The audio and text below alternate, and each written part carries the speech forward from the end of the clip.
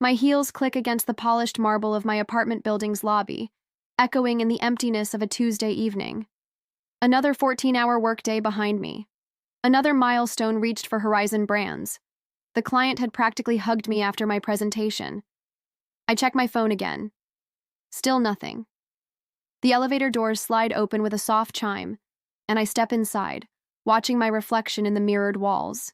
Quinn Edwards, 32 years old today, senior PR executive, wearing exhaustion like an expensive perfume. My green eyes look back at me, searching for something worth celebrating. The number on my screen doesn't change. 0 messages, 0 calls. I tell myself it doesn't matter. I'm a grown woman who handles multi-million-dollar accounts. Birthdays are for children. But when I unlock my apartment door, the small cake I bought myself that morning sits accusingly on my coffee table. A single candle stands unlit in its center, a pathetic little soldier awaiting orders that won't come. "Happy birthday to me," I whisper to no one. I drop my leather briefcase by the sofa and kick off my heels, sinking onto the cushions. My apartment feels hollow tonight, despite the careful decorating I'd done to make it feel like home. The clock on my wall ticks steadily toward midnight, counting down the final minutes of my birthday. My phone remains stubbornly silent. I reach for my laptop, thinking I'll distract myself with work until this day is officially over. Maybe check that proposal one more time, but instead, my fingers betray me. Opening Facebook. The first post freezes me in place. There's my brother, Miles. Champagne glass raised high, surrounded by smiling faces. Behind him hangs a banner. "Congratulations on your promotion." My father's arm is draped around his shoulder, pride radiating from his face. My mother stands on his other side, beaming up at her son. The timestamp shows the photos were posted 4 hours ago. My birthday. I scroll down. Each image a fresh wound, dozens of pictures, the entire extended family. There, aunts, uncles, cousins I haven't seen in years, all gathered around Miles celebrating. The comments swim before my eyes. "So proud of our superstar," my father wrote. "The Edwards family legacy continues," my mother added. My hand trembles as I set the laptop down. They didn't forget my birthday. They chose to celebrate something else instead. Again, the memory surfaces without invitation. Sitting alone at the restaurant table, 11 years old, a single birthday candle melting into my cake as I waited for my family to return from Miles's debate competition. They'd promised they'd be back in time. They weren't. Then at 17, shipped off to Grandma's house on my birthday weekend, while my parents toured Yale with Miles. "It's his future, Quinn," Dad had explained, not quite meeting my eyes. My college graduation, overshadowed by Miles's engagement announcement at what was supposed to be my celebration dinner. The conversation quickly shifted from my summa cum laude honors to wedding venues and guest lists.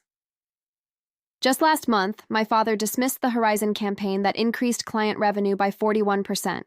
"It's just advertising, Quinn," he'd said, glancing at his watch. "Not like Miles's work in finance. That's the real impact." I pick up my phone and scroll through my contacts. Family names blur together. People who've never once called to ask about my accomplishments, my struggles, my life. An email notification pops up on my screen. I open it mechanically, then blink at the message. My performance bonus for the Horizon campaign, $82,000. My phone rings, startling me. My mother's name appears on the screen. For one foolish moment, hope flutters in my chest. "Hello," I answer, hating the eagerness in my voice. "Quinn, darling." My mother's voice bubbles through the speaker. "I'm so glad I caught you. Listen, we're planning a little something for Miles and Jessica's anniversary next month, and I was hoping you could help out. Nothing major, just handling the catering and maybe the decorations. You're so good at that sort of thing." The clock strikes midnight. My birthday is officially over. "Mom," I say, my voice shaking. "Today was my birthday." A pause. "Oh." She sounds genuinely surprised. "Oh, honey, with Miles's big promotion, it just slipped their mind like always." I stare at the email still open on my laptop. $82,000, more money than I've ever had at once. Something shifts inside me like tectonic plates sliding into a new formation. My voice steadies. Don't worry about it. Out. Mom? I say, the words coming from somewhere new and unfamiliar. I understand what's important to this family. And for the first time in my life, I truly do. 4 days later at work, my fingertips hover over the keyboard, frozen in disbelief. The group chat that I am not part of, but thanks to Mom's accidental invitation, I entered it. Threads sprawled across my screen like a crime scene, each message more damning than the last. Quinn should contribute significantly to Miles's anniversary gift, preparing for tomorrow's client meeting. Instead, I'm discovering just how little I matter to the people who should care most. My phone vibrates. Jennifer pokes her head through my doorway, her dark curls bouncing as she enters. Your brother's online too, she says, then narrows her eyes at my expression. Everything okay? Miles used our contacts at Regent Tech, I say, turning my laptop toward her. Pulled their marketing director into a meeting for his investment firm without asking me. Jennifer scans the emails, her frown deepening. This is the 3rd time he's done this. And your dad thinks you should give him 20 grand for an anniversary party. She lets out a low whistle. That's messed up, Quinn. Apparently, it's time I support the family for once, I say. The words bitter on my tongue. What exactly have they done for you lately? Jennifer asks, perching on the edge of my desk. Her bluntness is why we've been friends since orientation day 5 years ago. The question hangs in the air as my office. Phone continues blinking. Miles, waiting for me to pick up, probably wants another contact, another favor. Your bonus was well earned, Jennifer continues. Lawrence wouldn't have approved it otherwise. As if summoned, my boss appears in the doorway. Lawrence Chen, CEO of Horizon PR, immaculate in his charcoal suit despite the late hour. Quinn, the Westfield campaign numbers just came in, he says, sliding a folder across my desk. 41% increase in their quarterly revenue. The board is ecstatic. His smile reaches his eyes. This is why I fought for your bonus.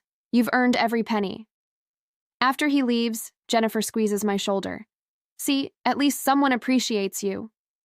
I finally answer Miles's call, keeping my voice professional despite the anger simmering beneath my skin.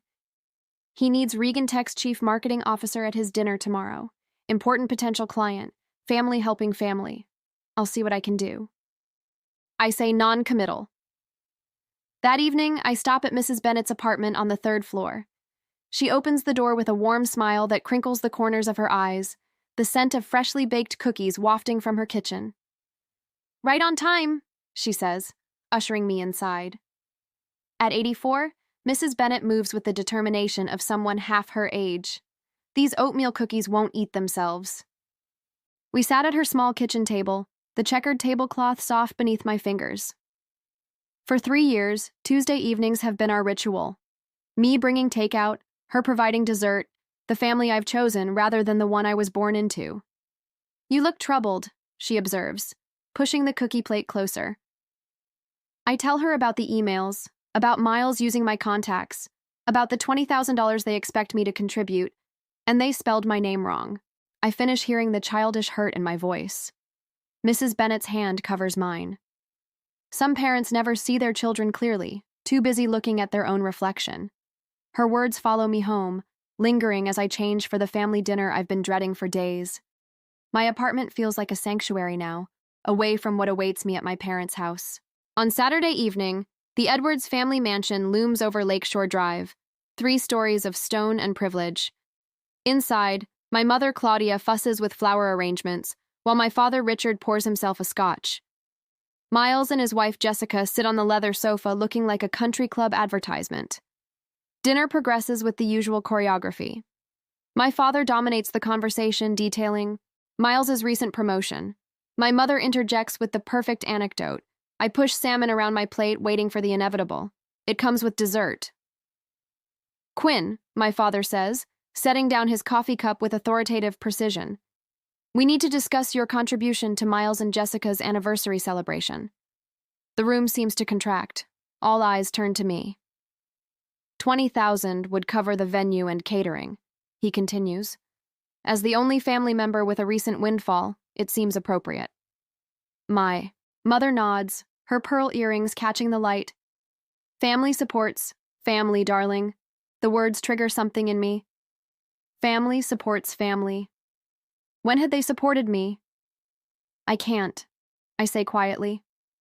My father frowns, not processing my refusal. I beg your pardon. Precedence over your brother's celebration? My father's voice drops dangerously. My future, I answer simply. My mother's face crumples. After all we've done for you, she whispers, tears gathering. The performance is flawless, designed to maximize guilt. What exactly have you done for me? The question slips out before I can stop it. My father rises, towering over the table. I will not tolerate ingratitude in this house. Your brother is the real achiever in this family. The least you can do is support his success. His words strike with precision. Finding the bruise he's been pressing my entire life, I stand, legs unsteady beneath me. I need to go, I say, gathering my purse. My mother reaches for my arm. Quinn, please don't make a scene. But for once, I don't retreat into silence. I don't smooth things over. I walk out the front door, guilt trailing behind me like a shadow. But something else, too. Resolution. For the first time in 32 years, I've refused to fade into the background of my brother's life. It feels terrifying. It feels right. In my car, hands still trembling on the steering wheel, I make a promise to myself. This is just the beginning. A week later, Mother calls every morning at precisely 7:15. I've started leaving my phone in the bathroom while I make coffee. Quinn, sweetie, this rebellious phase needs to end. Her voice echoes from the speaker as I apply mascara. Your father hasn't slept properly since that dinner. I watch myself in the mirror, cataloging the familiar tightness around my mouth. Mom, I'm not rebellious. I'm 32. Then why are you breaking our hearts after everything we've sacrificed for you? The mascara wand freezes midair. What exactly have you sacrificed for me? She gasps, genuinely shocked. How can you ask that? We gave you everything. I have a meeting. I need to go. I hang up before she can respond. By afternoon, my father strides through the glass doors of Horizon Brands, his tailored suit and commanding presence turning heads. Jennifer catches my eye across the conference room, mouth thing code red before disappearing. I intercept him near reception. Dad, this is my workplace. 1, then you should conduct yourself like a professional. His voice carries, drawing attention from nearby cubicles. Professionals honor their family obligations. Lower your voice. I guide him toward an empty meeting room, acutely aware of curious glances. What do you want? Your mother hasn't stopped crying. Is that what you wanted to punish us because we missed one birthday? The dismissal ignites something molten inside me. One tried 20 years of birthdays, graduations, and achievements. You always exaggerate. He checks his watch. The point is, Miles deserves our support. 20,000 from your bonus is more than fair. My phone buzzes with an emergency alert from our biggest client. I have to handle this crisis. We'll talk later. I do too. This conversation isn't finished, Quinn. Actually, it is. I close the door behind me, hands trembling, but voice steady as I dial the client. 3 hours later, I stand before our executive team presenting the crisis management strategy that saved the Westridge account. My voice doesn't waver once. That was extraordinary work, our CEO says afterward, hand on my shoulder. You just saved a $3 million account with that quick thinking.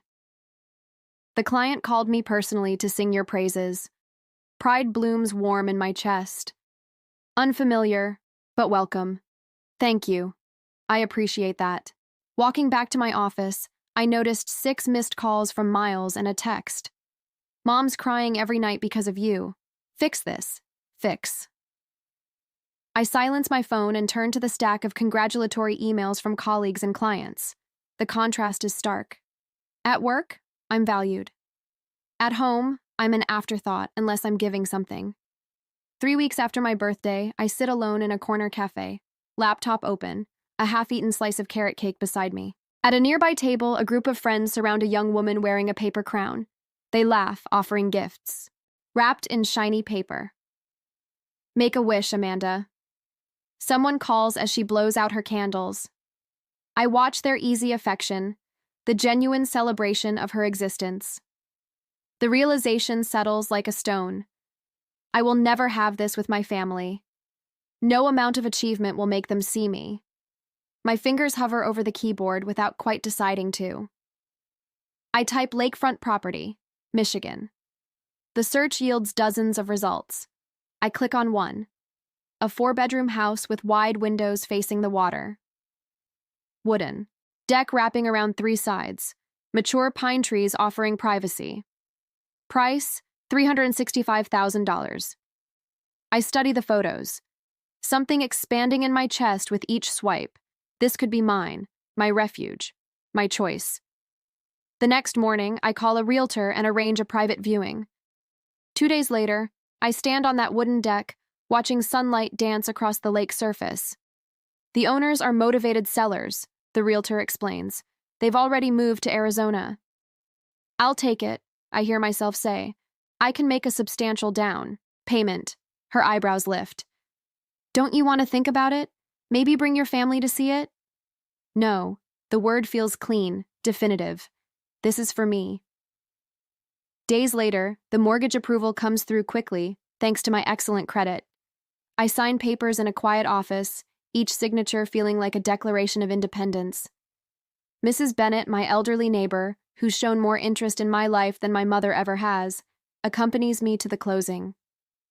You're doing the right thing, dear, she says, patting my hand as I receive the keys. Sometimes we need to build our own sanctuary. For the first time in weeks, my hands are perfectly steady. I spend weekends at the lake house, transforming it room by room. The walls fill with framed awards and photographs of moments I'm proud of my college graduation. The team celebration after landing the Westridge account. The magazine cover featuring my PR campaign. The master bedroom becomes my favorite space. I hang a small wooden sign on the door. The birthday suite. Inside, I place a reading chair by the window overlooking the lake, stack books I've always wanted to read on the nightstand, and splurge on the softest bedding I can find. On a bright Sunday, I type out housewarming invitations to Jennifer, my colleagues, and Mrs. Bennett. My finger hovers over my family contacts, a lifetime of conditioning, urging me to include them. Instead, I press send, only to those who have celebrated my successes, who see me clearly. The action feels small but momentous, like the first stone in a foundation of boundaries I'm only beginning to build. That night, I sit on my deck, watching stars reflect on the dark water, phone deliberately left inside. For the first time in my adult life, I feel powerful. Not just successful or accomplished, but powerful in the way that comes from choosing yourself when no one else will. Tomorrow, the calls will continue. The guilt trips will intensify. But here, in this space that belongs only to me, their voices finally begin to fade. On Sunday, my thumb hovers over the post button. 3 deep breaths, then I press it. The photo isn't particularly special, just me on the new cedar deck, barefoot with a glass of Pinot Noir, Lake Michigan stretching blue and endless behind me. What matters is the caption. Weekend at my new lake house, birthday gift to myself. I set my phone screen down on the weathered wooden railing and lift my face to the golden Michigan sunset. The September air carries a hint of autumn, crisp against my skin. For 20 minutes, I simply breathe, watching light dance across gentle waves while chicks call from nearby pines. When I finally check my phone, the notification count stops me cold. 17 missed calls, 32 text messages. My mother has called 8 times in 15 minutes. I silence the ringer and slip the phone into the pocket of my jeans. Not today. Instead, I settle into the Adirondack chair I assembled myself yesterday after writing invitations and watch the sun sink lower, painting the water in shades of amber and rose. The lake house is an enormous 4 bedrooms, open kitchen, stone fireplace, but every inch belongs to me. Every decision, from the sage green exterior paint to the vintage brass doorknobs, reflects choices I made without seeking anyone's approval. My phone vibrates again, persistent as a wasp. When I glance at the screen, Jennifer's comment appears. You deserve this and more. Can't wait to see it in person. Monday morning at work brings 6 voicemails from my mother, each progressively more frantic than the last. Quinn, call me back immediately. Where did you get money for a house? Your father wants to know. This is completely irresponsible behavior. Call us. People are asking questions we can't answer. How do you think this makes us look? Your brother is driving to your work right now. You better be there. The final message arrives at 10 a.m. There's a family emergency meeting tomorrow night. We expect you there. Don't make this worse than it already is. I delete them all and make blueberry pancakes in my new kitchen. By afternoon, I've hung curtains in the master bedroom and assembled the patio furniture when my work phone rings. It's Jennifer. Your brother showed up at the office looking for you, she says without preamble. He seemed pretty shaken when I told him you'd taken the week off, asked if I knew where you were. What did you tell him? That your whereabouts weren't my information to share? Then he got that Edwards family look, the one like I was the unreasonable one for respecting your privacy. I laugh, surprising myself with the sound. Thank you. Don't thank me yet.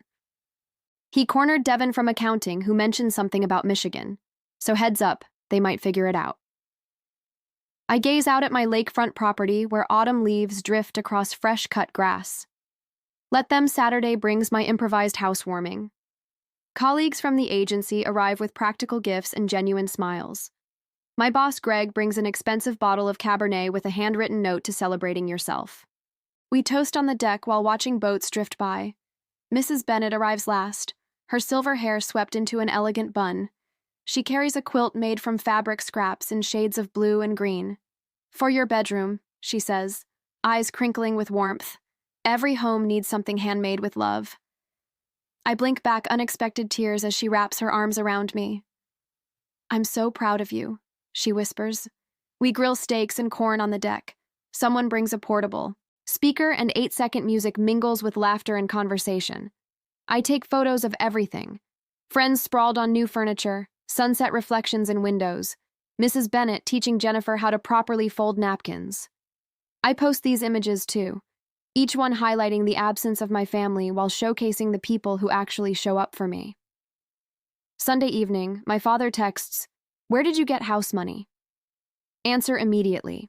I pour another glass of wine and don't respond. On Monday, I came back to work and the family gossip network was fully activated. My cousin Elaine calls, voice hushed with calculated concern. "Everyone's talking about your lake house," she says. Aunt Claudia is beside herself. "Uncle Richard wanted to call in a family meeting, but you weren't there." "I was busy hanging shelves," I reply, surprised by my own calm. "Quinn." She pauses dramatically. "People are saying things." "What things? That you've been hiding money? That you're having some kind of breakdown? That this is all because you're jealous of Miles's success?" I laugh then, a real laugh that bubbles up from somewhere new inside me. That sounds exactly like something my family would say. The call that finally comes Thursday night is from my mother. I answer on the 4th ring, settling into my porch swing. "Quinn, Elizabeth Edwards," she begins, voice tight with controlled fury. "This has gone far enough. The Petersons, the Carsons, even Reverend Wallace has asked about your situation. My situation this, attention-seeking behavior, buying a house without consulting the family, posting those photos. People are asking questions." I rock gently, watching a heron glide across the water. "What questions?" Her voice drops to a whisper. "Why you would need to buy yourself a birthday present. Why we weren't there to help you celebrate. It's creating a very uncomfortable situation for this family. How interesting." I keep my voice light. It's almost like actions have consequences. We need to fix this. Her voice hardens with purpose. "I'm organizing a family dinner Sunday night. Your father and I will explain that this was all a misunderstanding, that we've always supported you." The old Quinn would have agreed immediately, desperate to smooth things over. But that Quinn doesn't live here anymore. "I'm available Tuesday next week," I say instead. 7 wire. "And I'll bring the photo albums." "What photo albums?" I smile into the phone. "The ones I've been keeping since I was 11 years old. Documenting everything. Documenting." For once, my mother has nothing to say. On Tuesday next week, the granite steps of my parents' mansion stretch before me like a courthouse walkway. I grip the 3 photo albums tighter against my chest, my knuckles whitening around their edges. The evening sun casts long shadows across the manicured lawn. Shadows that seem to reach for me, trying to pull me back into old patterns. I ring the doorbell instead of using my key. Tonight, I'm not family. I'm a prosecutor with evidence. The heavy oak door swings open. Dad stands there, all 6'2" of him framed in the doorway, his silver hair perfectly combed despite the hour. His eyes flick to the albums in my arms, then back to my face. "You're late," he says, turning away without waiting for a response. No hug, no smile, just criticism. I follow him into the foyer where Mom waits, tissues already clutched in her hand. Her eyes are red-rimmed, makeup carefully applied to look like she's been crying without actually ruining her appearance. "Quinn." Her voice breaks dramatically. "We've been so worried." I don't answer.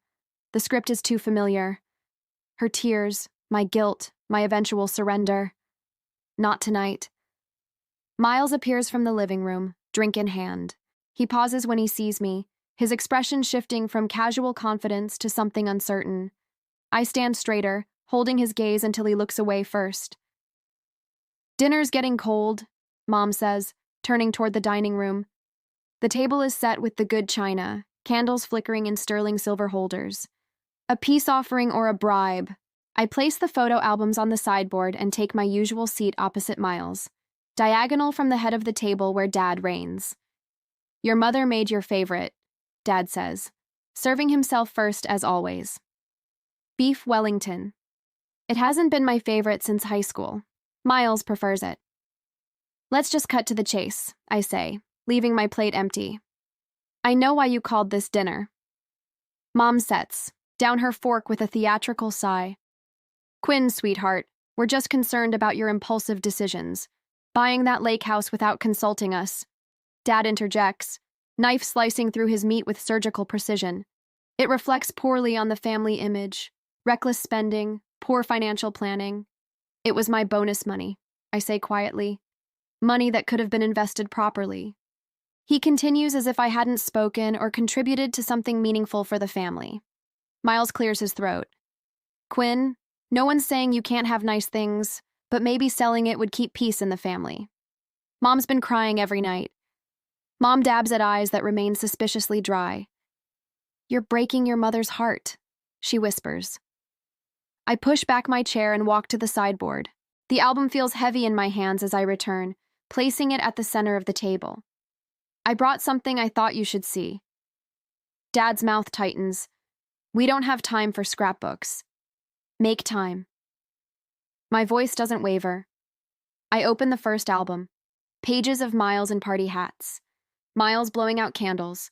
Miles surrounded by towers of presents, ages 6 through 25. Each birthday documented with professional photography. "Turn to page 16, I tell Miles. He hesitates, then flips the page. A photo of his 18th birthday. A car with a giant bow. Dad handing him keys. Mom crying tears of actual joy. I slide the second album forward. This one's mine. Mom reaches for it first. Her fingers tremble slightly as she opens it. Empty pages stare back at her. A few scattered. Photos. Me alone with store-bought cupcakes. One of Mrs. Bennet hugging me on my 30th. Nothing else. There was nothing to put in it. I explain. "On my 21st birthday, you were at Miles's engagement party. Remember?" Miles flinches. I open the third album without waiting for a response. Family vacations, Disney World, the Grand Canyon, European tours.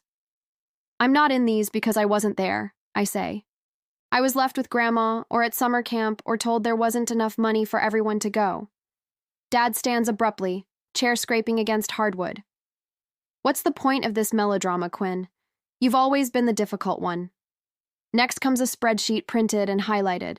This tracks family spending, Miles versus me, college tuition, birthday gifts, car down payments, family trips. The numbers tell their own story. Thousands for Miles, hundreds for me. "And this," I say, pulling out a worn diary page, "is from when I was 9. I read aloud. Maybe next year they'll remember my birthday without Grandma calling to remind them. Finally, I produce a photograph. Christmas dinner 3 years ago. An empty chair at the table, a place setting with my name on a card. I was in Chicago working. You knew I couldn't come, but you set a place anyway, took this picture, and sent it to me with, "We missed you." You wanted me to feel guilty for not being there, but I was the only one who noticed something. I point to the chair. Look closer. Mom takes the photo, squinting. That's not my usual chair, I say quietly. That's where guests sit. Even when you're pretending I belong, I'm still an outsider. The silence stretches between us, taut as a wire. Dad's face darkens to crimson. What do you want from us, Quinn? An apology? Fine. We favored Miles. He was always the priority. He's carrying on the Edwards name, the Edwards legacy. Mom crumples. Real tears now. We didn't mean to. It just happened. And then it became a pattern. And I was easier to ignore. I finish for her. Miles hasn't spoken. He's staring at a photo I deliberately placed at the edge of the table. Him at 8, surrounded by presents. Me at 6, watching from the background, mouth tight in a smile that doesn't reach my eyes. I stand gathering my evidence except for the albums, those I leave behind. I don't need your approval anymore, I say, voice clear and steady. I don't need your love or your attention or your validation. I waited 32 years for you to see me. I'm done waiting. I turn toward the door, shoulders straight, steps unhurried. Behind me, Miles calls my name. Mom sobs. Dad remains silent. I pause at the threshold, not looking back. The albums are yours to keep. Consider them a gift. The door closes behind me with a quiet click that echoes like thunder. A year later, on my birthday, the morning sun paints gold across my lake house deck as I arranged a tray of fresh fruit beside a champagne bucket. 33 candles waited on the cake. Jennifer insisted on bringing one for each year, plus one for luck. Need any help? Mark from marketing calls from the sliding door, balancing a platter of pastries. Just set those anywhere. I smooth my red sundress and check my watch. Everyone should be here within the hour. A year makes quite the difference. Last birthday, I sat alone in my apartment with a store-bought cake. Today, my deck bustles with colleagues and new friends, all here to celebrate me. My phone buzzes with congratulatory texts about my promotion to senior director. The timing feels poetic, announced yesterday. Celebrated today. The lake sparkles beyond the railing, reflecting the sky that matches my mood. Dr. Levine, my therapist, would call this progress. Our weekly sessions have helped me understand the family dynamics that shaped me. Generational patterns, she calls them. Breaking them takes courage. Courage looks like spending Thanksgiving at a resort in Vermont instead of my parents' house. Like muting group texts when they turn manipulative. Like building my own traditions from scratch. Quinn? Jennifer raises her mimosa glass to the birthday girl who taught us all how to choose ourselves. Glasses clink, laughter ripples. I absorb the warmth of genuine connection. So different from the hollow performance of family gatherings. A car door slams out front. I know that engine sound. My brother's BMW. Miles stands awkwardly at the edge of the deck holding a wrapped package. The party conversation dims as he approaches. Sorry to crash, he says. I wanted to give you this in person. We haven't spoken since the photo album confrontation.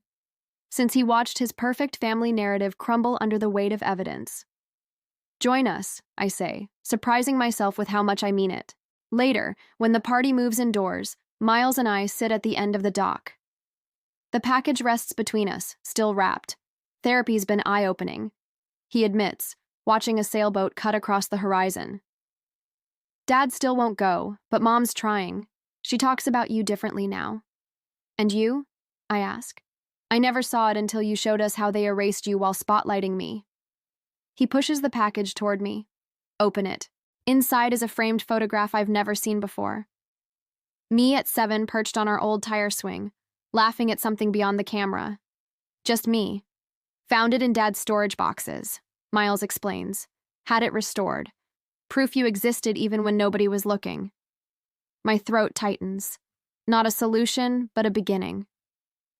A knock at the lake house door pulls me back to the party.